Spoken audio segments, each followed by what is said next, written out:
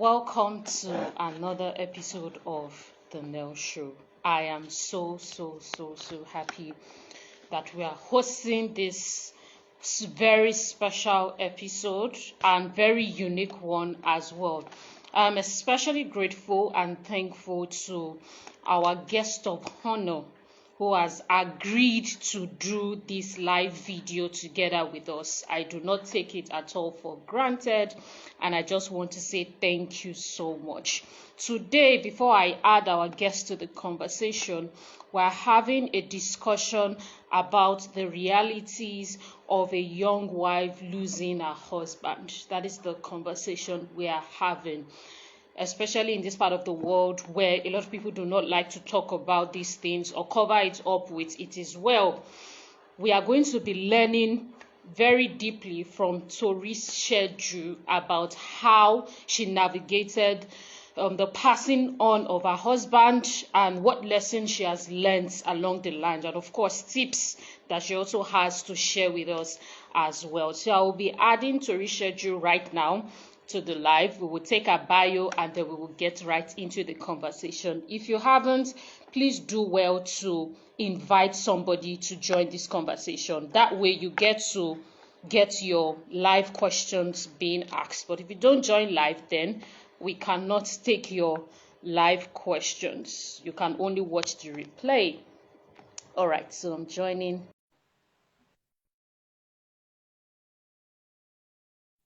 Arrest Cuisine for joining in. Thank you. Hello, Toritseju. Hi. Hi, can you hear me? Yes, I can hear you very much. Well, I think I'm in landscape and are you in portrait? Yes, I'm in portrait. Okay. I'm in portrait. Yes, okay. So do I make mine portrait as well? Portrait, yes, that would be better. Thank you so much. I'm not sure you'll be able to see me properly in portrait. But okay. We can see. I'll use some things to support it. To support it, okay. Yeah. Oh, by the way, you're looking so fine. What? I say you're looking so fine.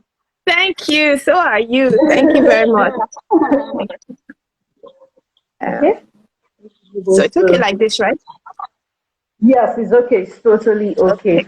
Again, thank you so much. Thank you, my mommy, for joining. Thank you so much, Bisola, for joining. If you came there near, thank you. Let us just go right. Exactly. Like thank you. All right. So to Toritseju's bio. Toritseju Olaitan has over 12 years experience in human resource management and development in financial and religious sector. She is highly skilled in performance management, knowledge management, career and spiritual counseling, and church administration. She is excellent at managing people with diverse cultures and backgrounds. Toritseju Olaitan is able to draw strength out of every individual and change the climate of the organization for the best. Toritseju Olaitan is a mother of two children and the human resource and admin manager at Guiding Light Assembly Church, Lagos. She's passionate about performance management, knowledge management, career development, and relationship counseling for young adults, and she's good. Trust me. She's also a freelance writer for various magazines and blogs, including her own blog, www.deardactor.wordpress.com, focusing on giving tips to the bereaved and everyone around them. Toritseju likes dancing, drawing, traveling, and painting for leisure. Again, thank you so much, Toritseju, for choosing to join us. Thank you so much. Okay, so I would want you to, this particular topic, even before approaching you to go on this live conversation with us, it was a bit like I was just having a conversation with God, like this kind of, visiting this kind of topic, this is not something a lot of people like to talk about. But then again, I got the courage to reach out for you to do this again because you had done this earlier on WhatsApp with us. And I just want you to please share, especially to young widows out there. And I want to start with the exciting part of this story. So we're going to be learning from your story, your lessons, and of course, tips that helped you practically along the way, possibly things that you may have done differently if there are any. And I want you to please share with us on how you met your husband, like how it all began, like the fairy Okay. tale. Yeah. Thank you so much for having me again on your show. It's truly an honor. I met Dapo when I was so my late husband's name was Dapo Olaitan. So I met him when I was 22, I think. Yeah, 22, yeah. And it was at a wedding. He saw me there and started following me around. And it happened to be my cousin's wedding. And the MC was making a fuss about catching the bouquet. So everybody at the wedding heard my name because he kept on calling me Toritseju, cousin of the bride. Come out and catch the bouquet. You know how they like to embarrass single women. So terrible. So terrible. I hate it. Anyway, so I came out and I made sure to keep a distance. You know, I didn't want to be married. I had all my friends knew that time. I didn't have a boyfriend all throughout secondary school, all throughout uni. Not like I hated boys. I just wasn't ready. And I wanted to live my life. Yeah, that was it. I wanted to live my life before settling down. So anyway, my cousin then approached me. She called me actually on the night of her wedding and said, oh, somebody had been bugging her and her husband for my number. That was it okay to give him? And I said no, because she knew there was no point being a friend with any guy because I wasn't going to date him anyway. So so she begged and begged. Look, I just got married. My friend, the person is my husband's friend. So I said, okay, go ahead. And that's how we started talking. I didn't really like talking to him to start with. He wasn't in Lagos. He was in Port Harcourt. After a few months, after like 3 months, we met each other.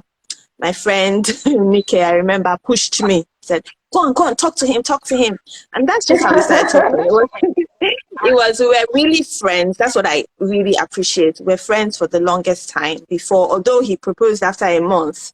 Crazy fellow, but yeah. Yeah, there's one part of your blog that talks about how he did not call you until after 1 month. Yeah. Is it that when you gave your cousin the number, you expected that, okay, so like this guy's going to call me? I was like, the normal thing now. And I wanted to be done with it. You know, I wanted to be done with it. It was on my mind because I'm like, somebody's going to call. He now didn't call. I was like, what kind of annoying person is this? So he didn't call. So when he called, I had forgotten about it a bit.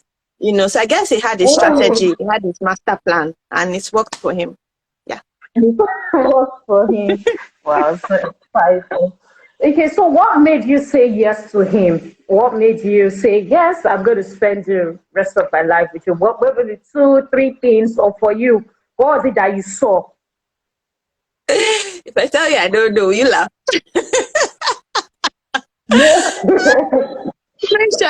To be honest, because people have asked that, okay, what's the difference between him and the other boys who toasted you? Like, really, what was the difference? The first thing is Jaco was extremely gentle, like so patient, such a gentleman. So that endeared him to me from the beginning. Like, he was just there, you know, not like people hadn't been there. I don't know, maybe he prayed. I don't know if it was prayers, because I can't say really that maybe people hadn't been my friend in the past, but yeah, he was just there. He was just comfortable. Initially, he was comfortable, and I used to say then that anyone who could just fit in, you know, with my family, that would be a huge step. Because I lived with my older sister, and she's 17 years older than me, and she's like my mom, you know, and she was tough on everyone. You know, she didn't want any guys to come and be messing up with my heart. So I was like, any guy that first of all can even be friends with my sister, that one has even tried. And he and my sister got on like a house on fire, you know. So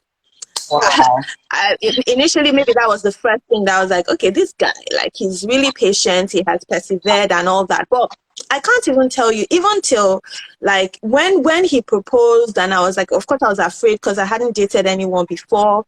And when till even when maybe people started putting a bit of subtle pressure when I accepted the ring and were like, oh, you've been engaged for so long, when are you going to get married? Up till then, he never put me under pressure. He was just always like, look, I'm going to marry you, I'm here, whatever. So maybe it was that confidence, the fact that he was very, I keep saying is, and I'm just like, okay, so this person is no longer here. He was very reliable, a great friend. We got on. So yeah. Thank you so much. So I want to ask you this question.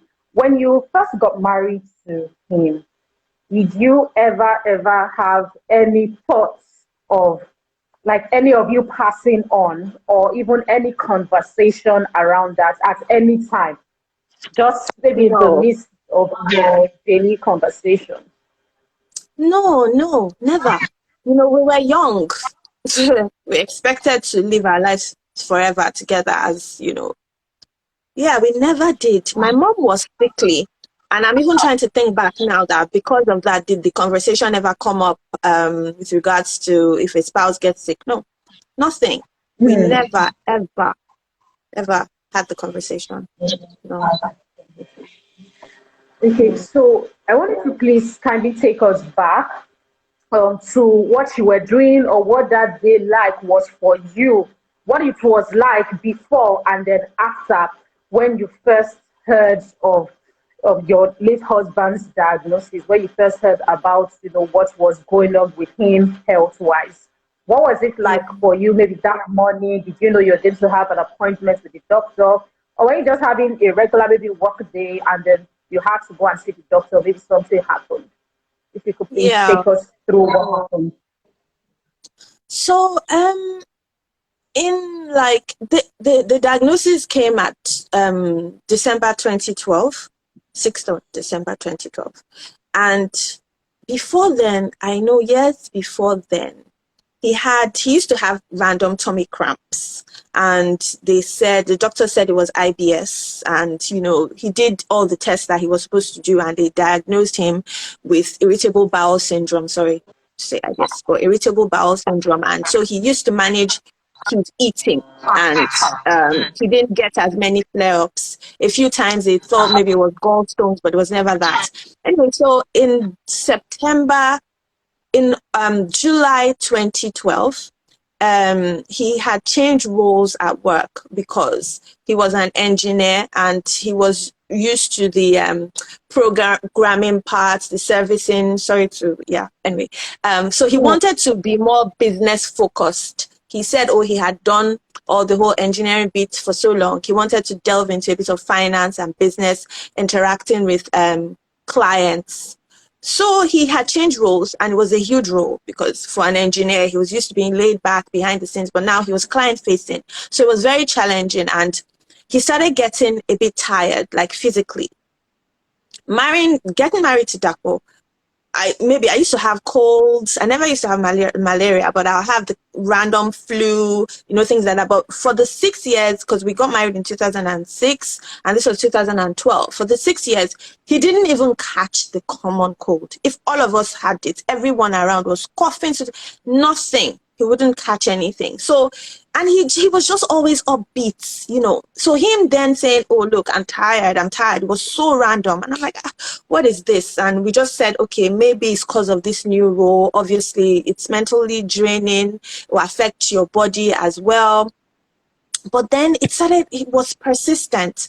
And one thing that we used to say is, look, whatever, even if my body always fights it off, so I'm not even going to go to the hospital. And I know this is even normal for men as well. They don't like going to the hospital for anything.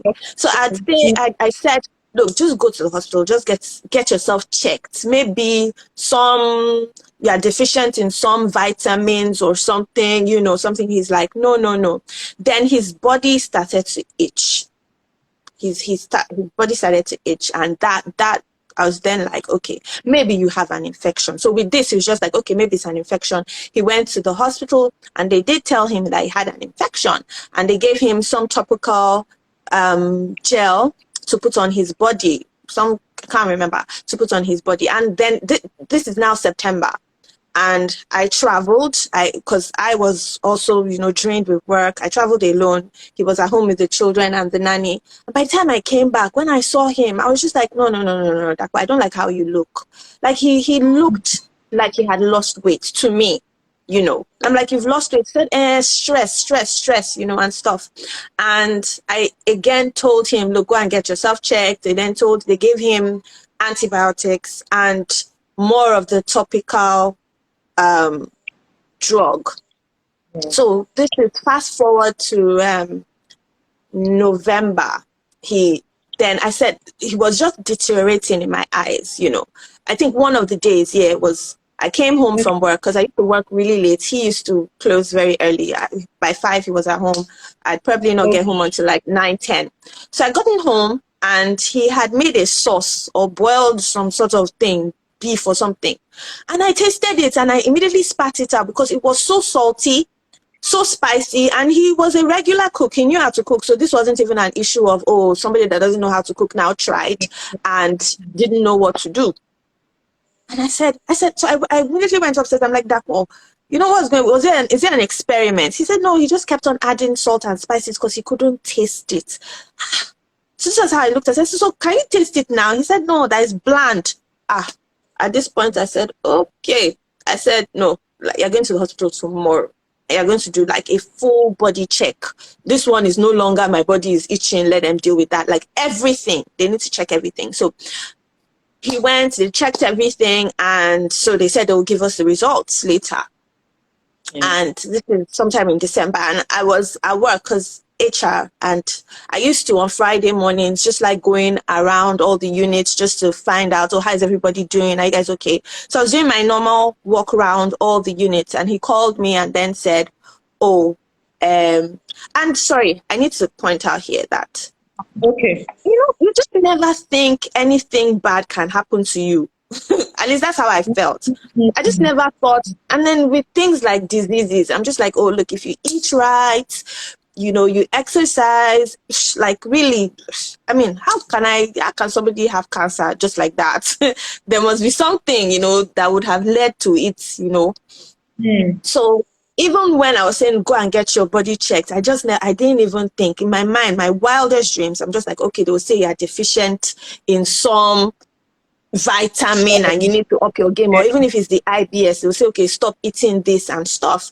So he then said, oh, they said there was a mass on his pancreas. I said, what mass on pancreas? What is that? So even when he said that, I'm like, oh, okay, whatever. You do a surgery, they'll remove it. And that's how I was just, you know, in my mind, I was just like, look, never. So as I walked, so he's like, yeah, but they said we need to come to, what's that hospital now? I forget. Lagoon Hospital in Apapa, because they need to do some scans, CT scan, and probably an MRI, and they didn't have it in the hospital where he had done the tests. So I think that was the first sign of panic, because I said, because I used to watch a lot of medical dramas, and I'm like, CT scan. One is not, this is the type of scan, but I'm just like, okay, look, whatever, they'll remove it, you know. So as I walked from the unit I was in that time was business development unit, walked all the way to human resources. This was like maybe a 6-minute walk, and I sat at my desk and I said, my heart started to beat, and I just did the worst thing you ever do in a situation like that. I typed into Google, mass on pancreas, and yeah, that was the end, because everything and their cousins and their aunties sprang up, and there was no nice thing. It was all cancer, this one, that. I just started to panic, that can he have cancer? Like, is that, so when I now, you know, Googled mass, because in my mind, when they said mass, I just thought maybe something had grown somehow and they were just going to put it back into place. So when I Googled mass, it said tumor. I'm like, oh my God, a mass is a tumor. So obviously in my mind, I'm like, tumor is cancer now. Tumor is cancer. So, you know, there can't be any other explanation for this. You know, so of course, the negative thoughts, you know, in my mind, I'd already prepared myself for the worst. He has cancer, he has cancer, he has cancer, he has cancer, you know. But I didn't still think he was going to die or anything like that. So anyway, we went to the hospital.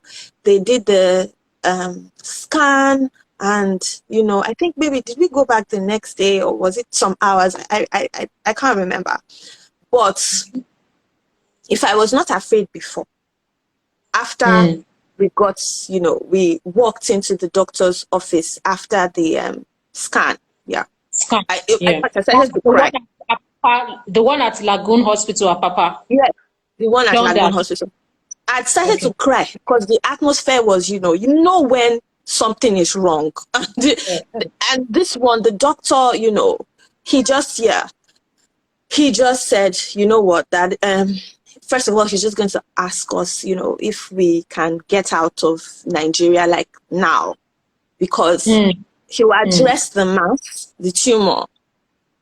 But what has happened and why his skin is itchy is because his bile duct is blocked, and the bile duct is what gets rid of toxins from the body. So he said it's blocked. So all the toxins from that your body would usually expel, you know, were coming up on his skin. And that's why his skin was itchy. So first of all, before they even need to they need to unblock the bile duct. And he will not lie to us, there's no doctor in Nigeria that can do it. We should not listen to anybody that says they can do it. Or some people in loose might say, oh, we can do it, but that he's very sure it will lead to complications because of how blocked the duct is already. If we can get ourselves abroad, if we have the money, if we have the means, we should just go. But the mass on the tumor, he has never seen the mass on the pancreas, he has never seen anything like that in his life. And he's not an oncologist. An oncologist is a cancer specialist, so he did not want to diagnose it. But from his general knowledge of medicine, he knows that it's cancer. You know, he knows that it's cancer. He's praying that it's not adenocarcinoma. Adenocarcinoma is pancreatic cancer and there's no cure.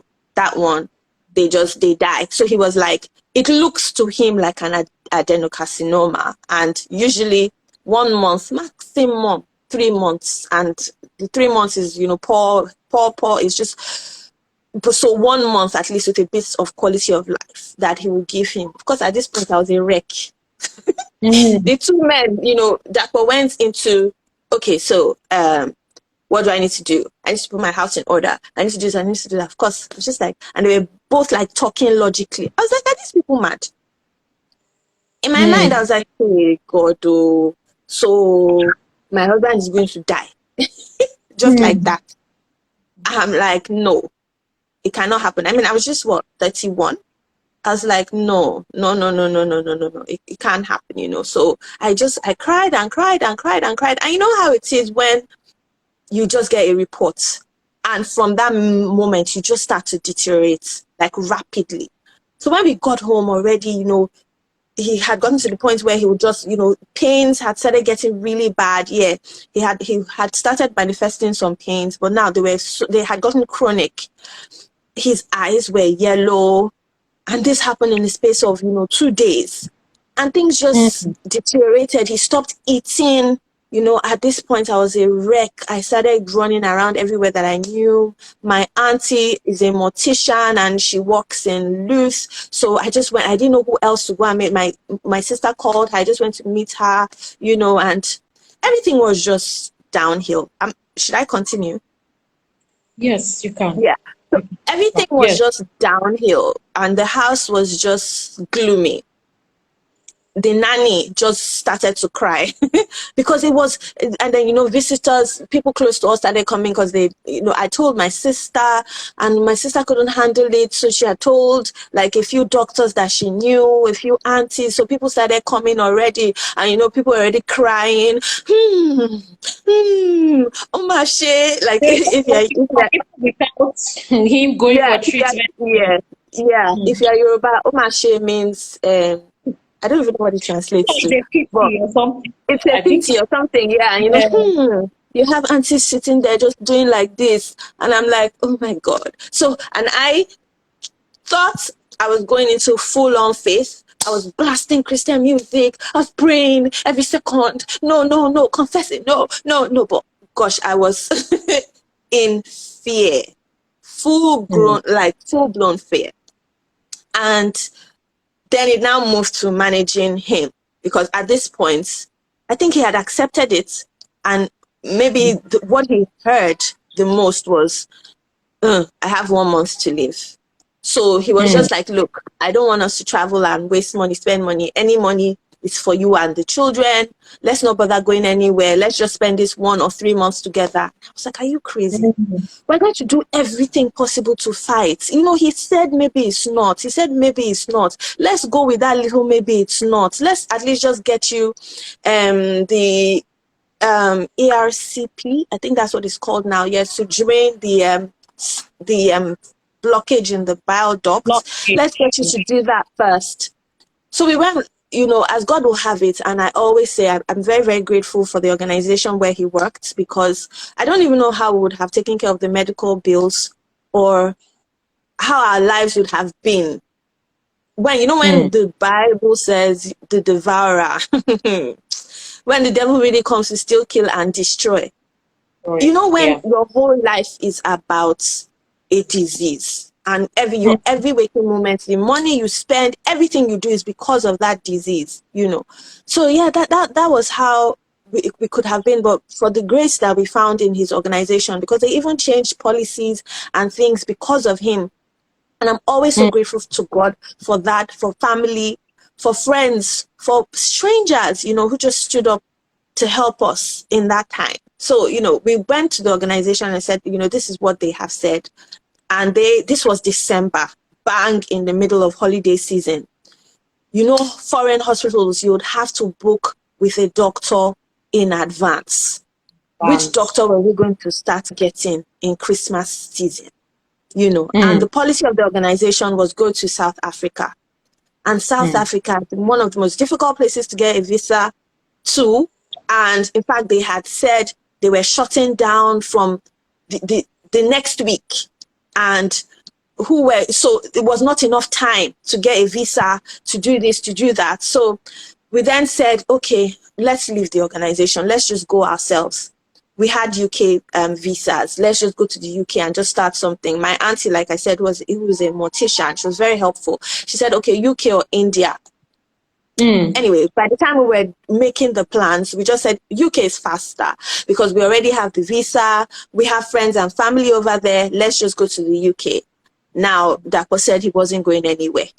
He's not going. Even if I have to force him, he's not going anywhere. He's going to tell them I'm holding him hostage. I was like, look, has this thing got into your brain or what's going on? Like, please, I was like, the night I cried and cried anyway. I went, I booked our tickets, I paid for everything. I'm just like, look, let's go now, please.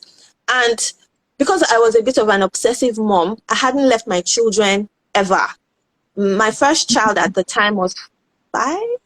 Yeah, she was going to be 5 that December. This was happening on the 6th of December. She was going to be 5 on the 12th of December. And I remember we had planned this whole party and, you know, sitting her down and telling her that she couldn't have her party because daddy was sick. Like, she couldn't really wrap her head around it. She was just really, like, her world was falling apart, but for different reasons. First of all, mommy and daddy were leaving. She couldn't be 5. Like, they said she was going to be 5 because, you know, the whole thing is about the party now. Like they said, she was going to be 5. My son at the time was 2.5. So again, blessing, I left them with my my sister-in-law and my brother. And that morning, I was prepared. I had actually prepared myself to drug him and put him in the car and get him on the plane. Because I said, I will not sit down and be watching this man. And he was really stubborn. He wasn't moving anywhere. We had to practically bundle him into the car. And I begged him and begged him and begged him. We were begging him. My auntie, you know, traveled with us. We were begging him and begging him throughout the flight.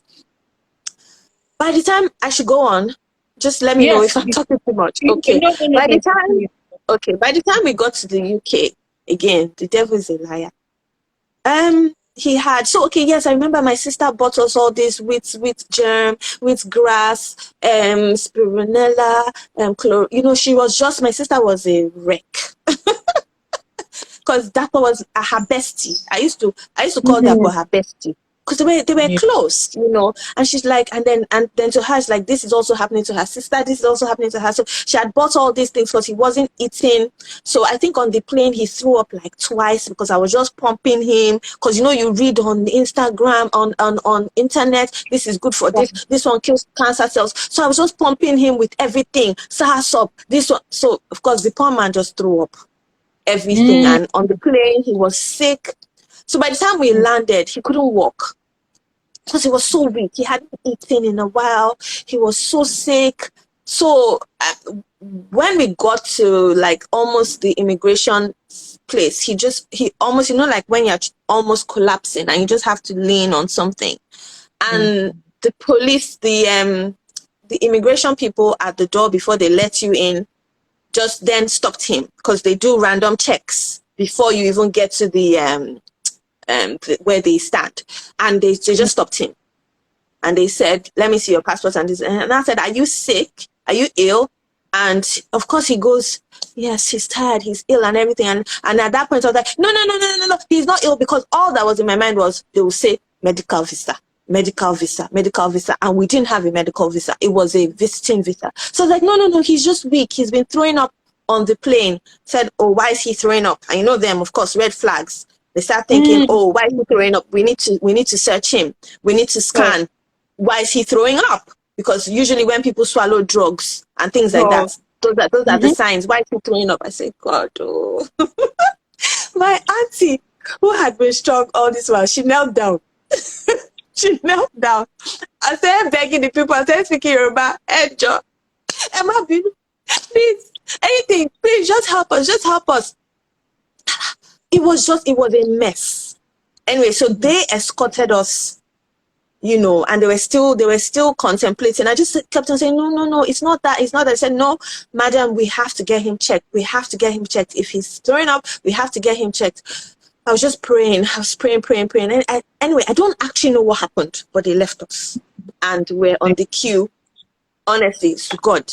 By the time we got to the immigration stand again, they kept on looking at him and like, "Are you okay, sir? Are you okay?" I said, He's fine. And the person who was attending to us happened to be a Nigerian lady. We were going to go. So I feel, you know, it was God ordained. She was a Nigerian lady, and she just whispered in Yoruba. Obviously, because she saw Olaitan, she just whispered in Yoruba that what she said in Yoruba was, you know, "Don't worry," in Yoruba. And I said, okay, you know, and at this point I was just like, and I said, yes, that he's sick, but we don't have a medical visa, that we are here visiting. She now said, "Don't worry," you know, and she's like, "Everything else looks like it's in order. I can see that you need help." And at this point I was frantic, and I said, "Look, we have money because we had cash." I said, "We're not here to dupe anyone. We are going to pay. We have appointments. We have this, we have that." She said, "Don't worry," you know, and that's how she just let us through. You know. And we got to the hotel. I checked all my appointments. Now, at this time, the organization had then called us back and they said, oh, they had worked the UK for us. There was a doctor that they had gotten last minute that we could see on Harley Street. On Harley Street. And the hospital that we booked was in Croydon. And if you know the difference, Croydon, Harley Street, because my auntie had a place near Croydon. So we just thought, okay, let's just book all the appointments there and stay in her house. That is when Dapo now said he's not going to the appointments that we booked. He doesn't trust the hospital that we booked. He's going to go to the one that his company booked.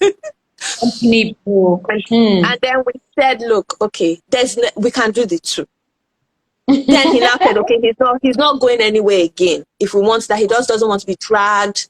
Anyway, the one in Croydon was in the morning. The one in the West End was, I think, at 4 or something. So we just the one in Croydon was at 2 o'clock. Yes, it was at 2 o'clock. The one on Harley Street was at 4 o'clock. So in the morning, I didn't sleep all night because I was praying that, look, this man should just follow us to Croydon. Anyway, so we went there early in the morning for our 2 o'clock appointment. We were there at 9. And we just sat down there waiting. I know, you know. So they kept on asking us, what time's your appointment? What time's your appointment? And I think when it was about 10, one of the ladies then said, you said 2? He said, yes. And with this doctor, yes. And then she looked at it and said, and looked at us again, looked at us again. I said, what's going on again? Anyway, it turns out the doctor that we had booked an appointment with a week before died. I mean, how does that happen? In what world does that happen? He literally died. So they said that the only thing left for us to do is reschedule with a new doctor, and that would be next week. And we said, no. Then they said, okay, that there might be an opening. There's a doctor, his consultation was, was full for the day. But because we were there early, they could just fit us in. Thank God. Thank you. So they just fit us in, and we're like, look, literally your consultation will just be really fast before his next one, because you are not here for him. So that's how they booked us in to see him. And he wasn't an oncologist. He was an endoscopist and whatever. Thank God I can't even have forgotten all these names, because I really pray to forget them. But yeah, he was the one for us to see with regards to the ERCP. Yes. So we saw him, and he did some scans as well. And by the time he came back to us, he said, and he looked at the scans from Nigeria. And here I was all this while hoping, okay, Nigeria, maybe what you guys did, you didn't really see. Maybe by the time he looks at it, he will see it's something different. You know, they're advanced. They will say, no, it's not cancer. It's some new disease that we'll just treat. We'll just give him an injection and the mass will shrink. And he came and he said, look, it's definitely adenocarcinoma. Definitely. And he will, because of the progression of the blockage, he would not use a metal stent. That he'll just use a plastic one, because the metal one is for people who are at least thinking they will live for 1 year. But he's not going to, he's just going to use plastic because he's going to die soon anyway. So, yeah. And, you know, obviously I broke down again. My auntie broke down. We're all just broken in different ways. And at this point, the pain was really intense. So this was the first time they gave him morphine. And the thing about morphine is it helps the pain, but then it constipates. So before he even did his ERCP, he would have episodes of he would have to have enemas done. Would have to give him enemas at home so that he'll be able to, you know, pass whatever it was, because the morphine was blocking his bowel movement, and he was just constantly in pain. He was always just shouting, crying because of the pain. Anyway, so the doctor was able to fit us in to do the ERCP the week after. And at this point, we also went to the Harley Street doctor, and he even said, look, very cocky guy, I remember. He even said, look, that, yeah, it's adenocarcinoma and we shouldn't bother. That he would fit us in to do the ERCP after Christmas, because what he usually advises his patients is just try to spend what time you have together. There's no point for the person to be in and out of surgery. So I understood that, but because I wanted to fight, I was like, after Christmas, we are here. What do you mean after Christmas? So I prefer to go with the option of the person who said they would do the stent, and the stent would at least relieve him a bit, you know, of the pains and stuff. So yes, we scheduled. So then, because, you know, all this while, because of the organization he worked with, they're very reliable. And this was just me, novice me. And my auntie, yeah, she was a mortician, she worked in Luz, and he didn't mean any harm when he said, look, he would always prefer to go with his company one as opposed to the one we were doing. Again, also because he wanted to preserve our funds. If he went with the one his company was organizing, they would pay for it. But we were paying out of pocket for all these ones we were doing. So he again insisted, let's just listen to the other one, you know. And Harley Street is well known. This hospital I even went in Croydon. Nobody knows it. I don't know this doctor from anywhere. At least this one. Yeah, another thing that this doctor said, look, I do I do about 20 ERCPs a day. So this is what I know. And he even said, when we were saying, look, we have a hospital that has agreed to do it for us next week. When he looked at it, he said, this hospital, this is not a first class hospital. You know, you're better off doing it here. You're better off doing it here. I do 20 ERCPs a day. I can even do one with my eyes closed.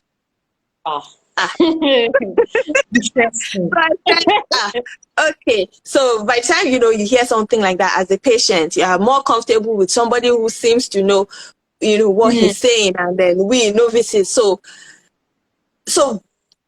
in addition to the fear of, you know, my husband is dying again, I was now confused. I was conflicted. What do I do? What hospital do I use? And now, so then his organization now put us in charge, in touch with ISOS, International SOS. Anyway, they deal with hospitals and things. So I was talking to about 3 doctors now. And I had to decide. And then, you know, ISOS is the insurance. Then they will tell you, oh, madam, if you use this hospital, we can't guarantee this, we can't guarantee. Hey, God. So apart from the fact that my husband is dying, if I now send him to this hospital, he will now die faster. If they now, in a week now, if they do this procedure and they say complications while he was doing ERCP, what will I say? Who will I say sent me? Do you understand? Yeah. And, you know, there's family also saying, you know, things like, are you sure? You know, again, I'm 31. They are saying, okay, at least your auntie is there with you, but you need an adult. You need somebody to tell you what to do. So there's all that. There was all that fear. There was all that. I was a wreck.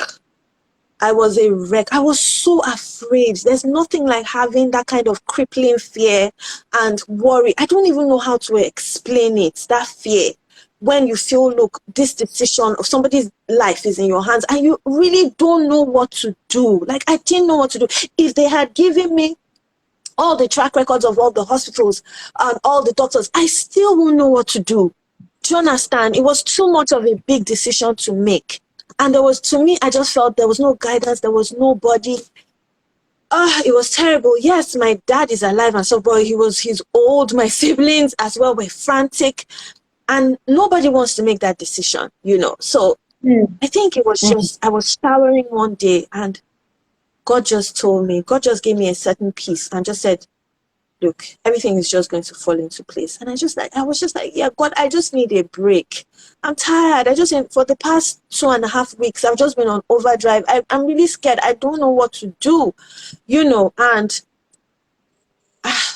so at this point, I just came out of the shower. I just had the courage to call the insurance. And I just asked them, I said, you know, can you guys just help me here? Do I have to use this hospital? Can you just tell me, is this other hospital good? Can you vouch for it and things? So the person I spoke to that day, she said, I'm not supposed to do this, but ma'am, I can tell that you're really in a dilemma. So I'm going to help you. And she now took me through, she explained, everything. She now said, honestly, really, we are here to serve you. We can use any hospital that you say that you want. So I will tell you now, whilst this hospital, they say they can do 20 in a day. This other hospital, yes, they've only done maybe 4 or 5, but she feels, oh, attention, you'll get more attention there. And that right now, if she said she's not supposed to do this, but she's going to help me. That so really, the decision is mine, but this is what she will say. And so I can choose to wait till next week, but till after Christmas, but she will let me know that obviously it will be more difficult to put the stent in at that point. So she would advise, actually, and she's not supposed to advise. If you know anything about insurance companies, medical health, they don't like to advise because you can sue them. She said she would advise me to go with this option that I have booked and I'm okay with. So it just felt like a weight off my shoulder. It just felt good for someone else to make the decision for once, and for someone who was in the medical field again to just help. So I was just like, okay, yes, at least now I have a plan. Everything is sorted. And guess what? The Harley Street doctor now calls. Okay, ma'am, I've been able to fit you in for next week. And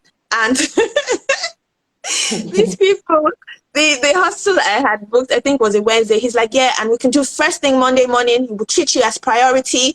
Your organization has gotten in touch with us, and we can see, yes, we'll do it. We don't want anything to go on with Dapo. We'll put him in first thing Monday morning. I said, okay, it's over. It's actually now over. It's over.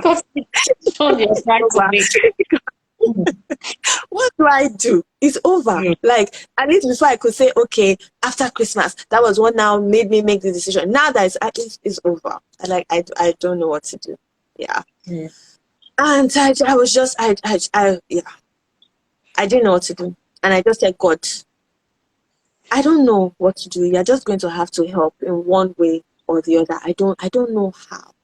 So his manager then called and said, look, Mrs. Olaitan, normally, we don't do this, but, we've weighed the pros and cons. We think it's okay for you to go with the hospital you booked and the doctor you booked. We've carried out our research, and you will no longer need to pay out of pocket for that hospital. So we will now support you. Of course. I cried.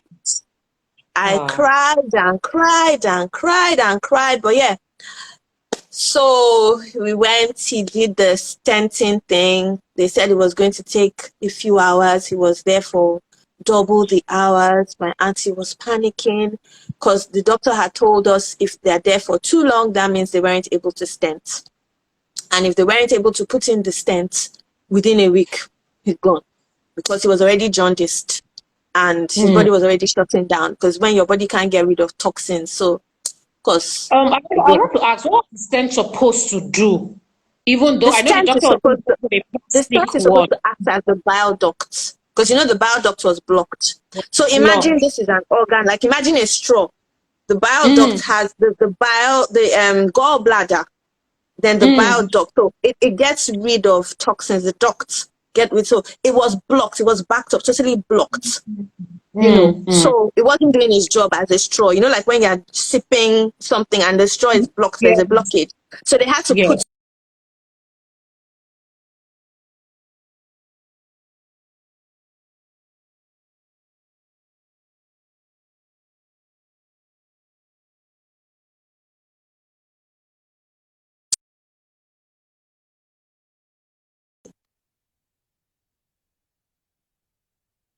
Okay, now I can hear you. It had gone. It was wonky for a bit. Okay. Yeah. So we have to the part where I said the straw. Yeah. So they had to put something else like a straw. It's literally a straw. It's just like it's either metal or plastic. So they literally have to put it into the organ and then cause it to drain from there instead of the blocked ducts. So if the blockage, so when the duct is blocked as well, the organ also, because it's backed up, is blocked as well. So then it becomes hard. The material in there that's supposed to be fluid, the more it coagulates, exactly, that's the word. The more it stays there, it becomes hardened. So if they're not able to push the straw in and, force it to start coming out, it's over. You find out about all these organs that do only one thing in your body, but are so important when all these issues come up. Because like, for instance, now the pancreas literally does only one thing, but it's an organ that doctors do not like to touch, because it's like once you touch it, it's sort of has a malfunction. So when you have a mass on it, the whole digestive, it controls the digestive system. So or it does a major part of the work. So once the pancreas is faulty, the whole digestive system just becomes crazy. So it was because the pancreas all this while was sick that all these things were flaring up. But you can't really spot it. It's such a wicked, the position of the tumor is so wicked that you can't spot it until it's big enough to cause damage. So all these triggers, all this, I remember there was one episode I was watching of Grey's Anatomy though. And I'm like, maybe, we did see specialists. We can say maybe it's the devil or whatever. Sorry that this is an aside. And maybe you can argue that it was Grey's Anatomy. But one of the doctors went somewhere. I think they were in the bank or something, and in the banking hall, they saw this woman constantly constantly scratching her arm over and over again. And that was the way Dako used to scratch as well. And, you know, he went to her and asked her, like, how long has this been going on? You know, and she, after asking her some questions and looking at her eyes, he then takes her to the hospital. And when we're asking him, what do you suspect? He said he thinks there's something wrong with her pancreas.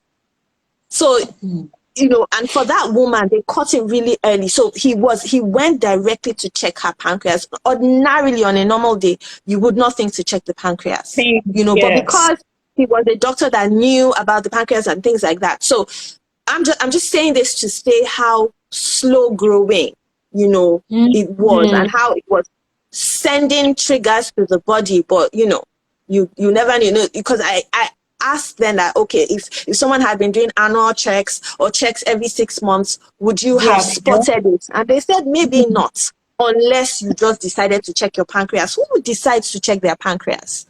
Do you understand? Even in this, your full body work, you don't check. You don't check like organs individually. It's just like, okay, you do a blood test, and let's say if you see that the white blood cells are off or something is off in the blood, that's when you do more investigation. But if the blood is okay, why would you think to check the lungs individually, check the kidney individually, check, you know, unless something is off in the blood work?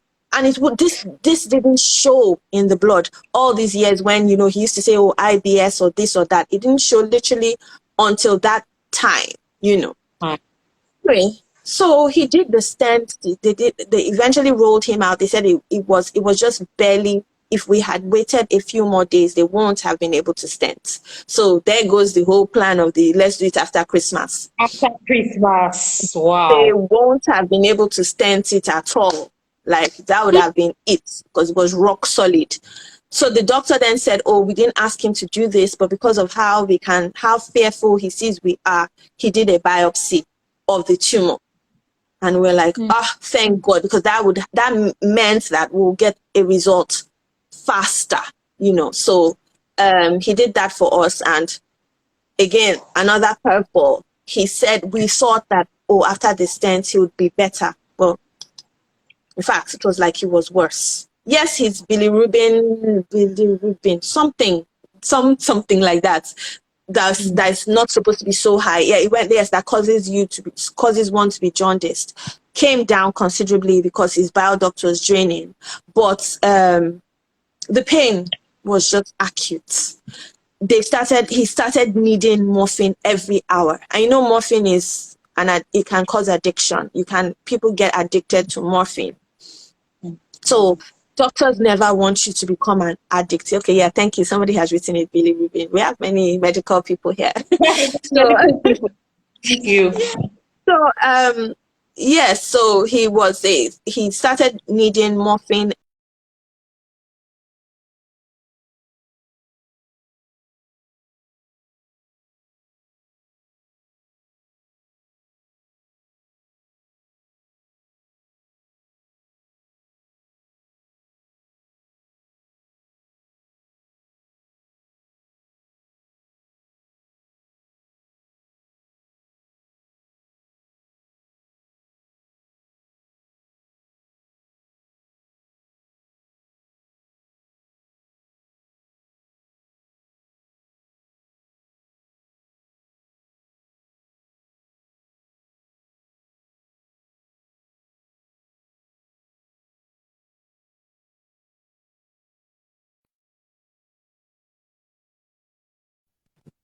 Now I can hear you. I can hear you. I can hear you now. So where did I get cut off? Where he needed the morphine. Morphine, yes, and you're talking about how a person can get addicted. But before you go on, yes. I want to say that our 1 hour to everybody listening to us, thank you so much. Our 1 hour will still expire. So when it gets cut off again, we would start the continuation, which will be the concluding part, so that you can please join in once the 1 hour is expired in about maybe 5 minutes time.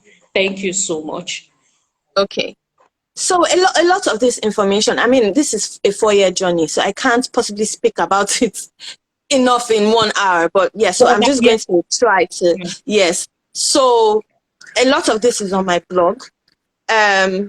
So after that, you know, what we then needed to get a diagnosis. And like I said, we're blessed enough for the doctor to have done the biopsy. And, you know, all this while we were expecting adenocarcinoma. So we were happy, even though, so my auntie had to go back. She ran away. In fact, she confessed, excuse me, later, that she had to run away. It was too intense for her. Her blood pressure had gone up. Because sometimes when I think back and I'm like, told you, this was not even a joke. You know, so her blood pressure had gone up. She was getting depressed. Because if you're around a sick person and you can't help, it's terrible. Apart from him crying out in pain because of the pain, obviously, him always needing to be injected with morphine. A couple of times he was rushed to the hospital, us needing to, you know, give him the enemas so that he could, you know, move his bowels. It was horrible to watch somebody suffer like that. So my auntie just needed a break. And of course, I stayed. And then, because, you know, they all shut down for Christmas. Like twice, I had to call the ambulance because I couldn't handle it alone. I didn't know what was going on. He was screaming too much. I'd given him morphine. It wasn't getting better. So I'm just like, please, can you people just keep him in the hospital, please? I'm not a nurse. I don't know what to do. And he's just shouting and crying all the time, you know. So he was in the hospital for a lot, you know, during that Christmas period. And so eventually in January, we got the diagnosis and they said it wasn't adenocarcinoma. Thank God. It was a neuroendocrine cancer on his pancreas. But what this I could say this was bittersweet. So he wasn't going to die in a month like adenocarcinoma. But the neuroendocrine tumor is a slow-growing wickedness. So when you think you've cut it off, because you know what they usually do for cancer is they have a surgery to remove the tumor, then they put you on chemo or radiotherapy or whatever. Now, this one was a whole 6 centimeter tumor. They couldn't remove it surgically. Yeah? So neuroendocrine tumor at the time was very new. So there wasn't a lot of research about it. So they didn't know the exact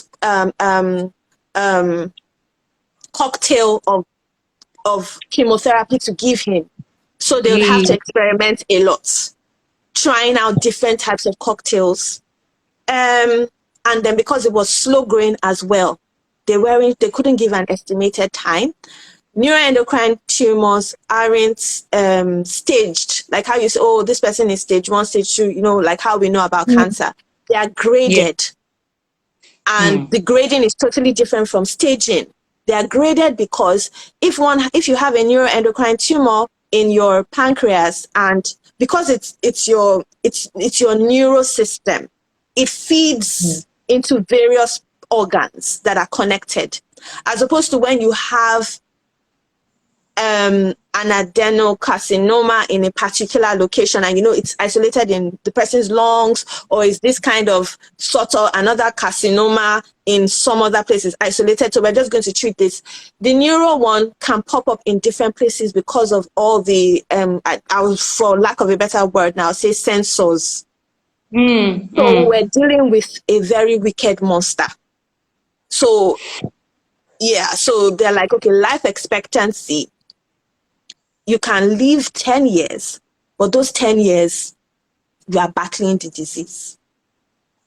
Do you understand? And the battle, you don't know how fierce the battle may be.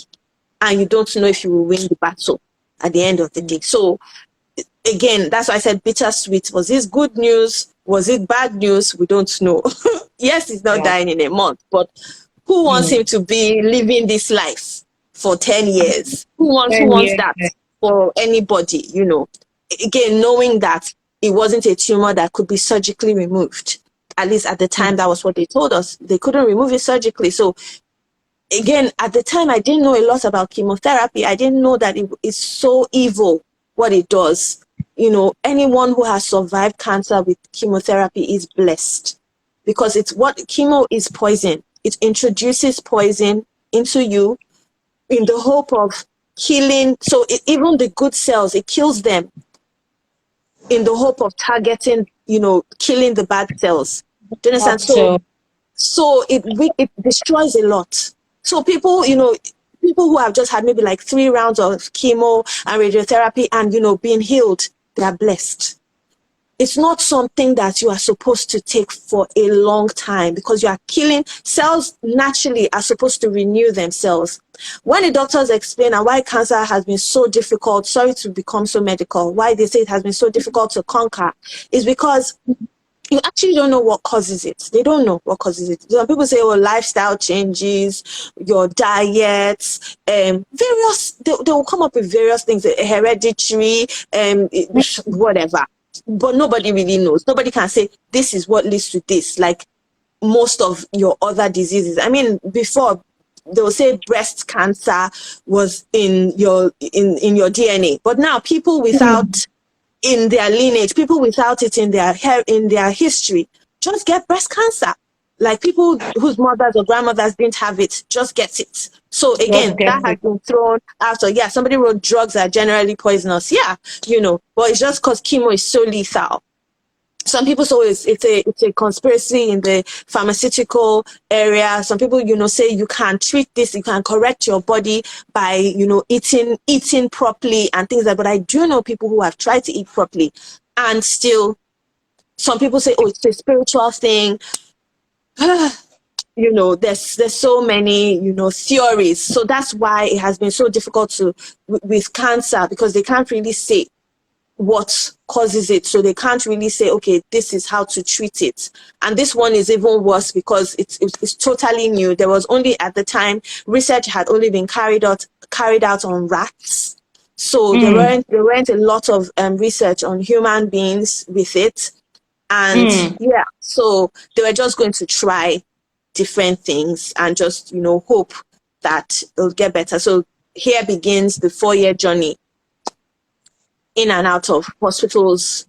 But there was no point in that 4 years that we got respite, that they said, you are okay. Yeah, maybe in the beginning after his surgery. So eventually at some point, so I'm trying to rush now because I'm hoping, okay, by the next, when we go into the next hour, then because we'll be wrapping up. He eventually, before, this was now in January 2007. And at some point, I had to go back to Nigeria and, be with the children. But then again, in March, I just decided, in March, I went with him because they always tried to insist that anytime he had a check, somebody should be there with him because, people break down during their, feedback with the doctor. So they had, at this point, they had tried, I think, 3 different cocktails and none had worked because the plan was to try to shrink the tumor. In fact, the first cocktail, the tumor got bigger.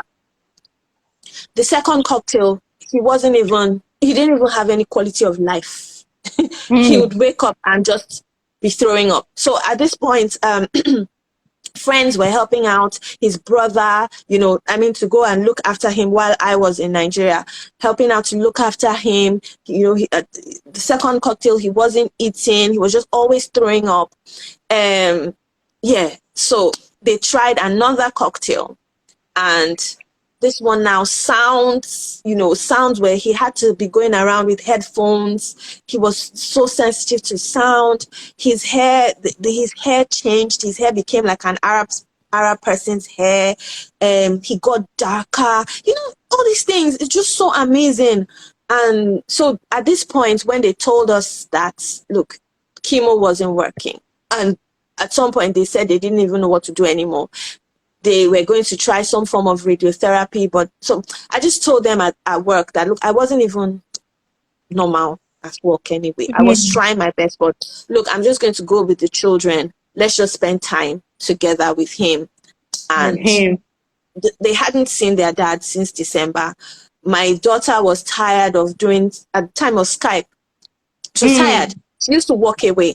One day she just told her that, she said, no, I'm tired of looking at you too, and nobody is telling me anything. She could tell people were crying, people were always sad. She asked me one day, Mommy, everybody who comes now is always sad. Why?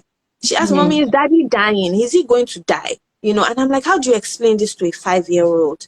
Of course, my son was oblivious. He just knew that everybody was sad, but just always were just more clingy. So I just said, look, let's all just go. This was in April. So we went. And this was 2013 now? Or what year was this? This was 2007. No, I'm sorry. I'm sorry, 2013. I'm sorry. I said 2007 in error. 2013, yes, thank you for that. 2013, the next year.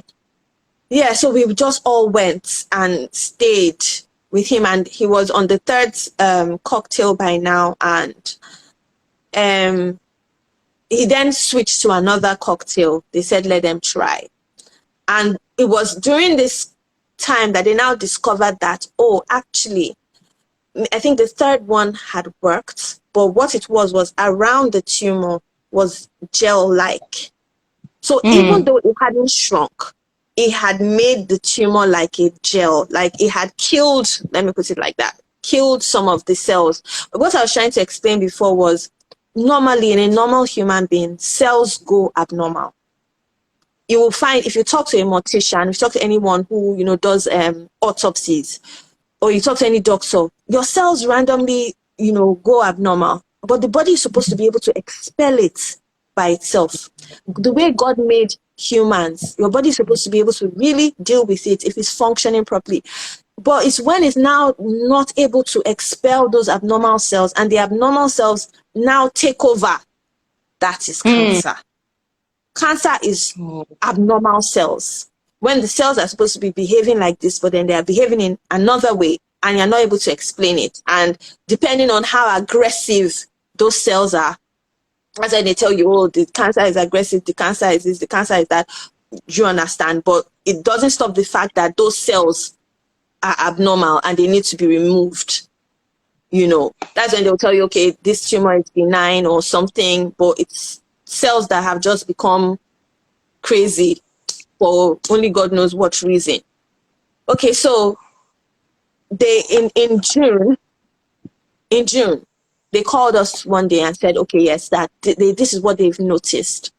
And in the whole of the world at that time, that there's this procedure they wanted us to think about called a Whipple surgery. And in the whole of, I can't remember if it was in the world or the UK, I can't remember now, only 5 doctors who agreed to do it because with a sensitive tumor on the pancreas. Neuroendocrine tumors, there are two, I think there are 2 types. There are some that are... Toritseju, I think we have to go for the second live now. Yes. Maybe it also help to refresh the network because I cannot hear you clearly anymore. So it will just take 2 minutes. We'll come back for the second live, and then we'll speak about just like the concluding parts. Yes. Let me save this and then we'll join again. Please join us for the final part of this interview. Thank you so much.